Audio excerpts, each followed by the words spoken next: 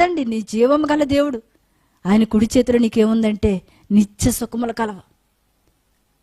నీకు దీర్ఘాయువు ఉంటుంది, నీకు దీర్ఘాయువు ఉంటుంది. అందులో ఏముంటుందంటే సుఖమైన జీవితం, జీవవృక్షం. ఏమంటున్నదండి అక్కడ? జీవవృక్షం, నిన్ను జీవింపజేసే వృక్షం. అందుకనే యేసే అంటాడు, నేనిచ్చు నీళ్లు త్రాగువాడు ఎన్నడూ కూడా దప్పికొనడు, ఎందుకంటే జీవాహారము నేనే. నీ జీవాహారం ఆయన మాట వల్ల మనం ఏమవుతాం? జీవింపబడతాం. ఆయన మాట వినబడగానే ఏమైపోయింది? సమాధిలో ఉన్న లాజరు అనగానే వెంటనే బ్రతికేశాడండి.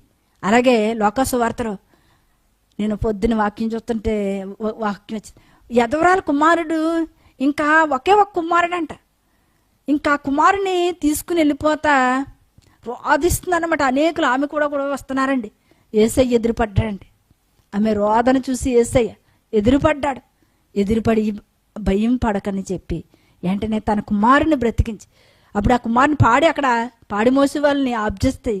వెంటనే కుమారుడా లేము అని అంటున్నాడు. ఆ మాట చాలా బాగుందండి. లెమ్మనగానే ఆ కుమారుడు వెంటనే లోకసువార్తలు ఉంటుందండి, లెమ్ము అనగానే లెగిసి కూర్చున్నాడు అంటండి. చెప్పుతున్నది నేను, లెమ్ము అన్నాడండి. వెంటనే యేసయ్య మాటలు ఏమైపోయిందండి? లెగిసిపోయి కూర్చున్నాడండి. ఆయన మాట వినబడగా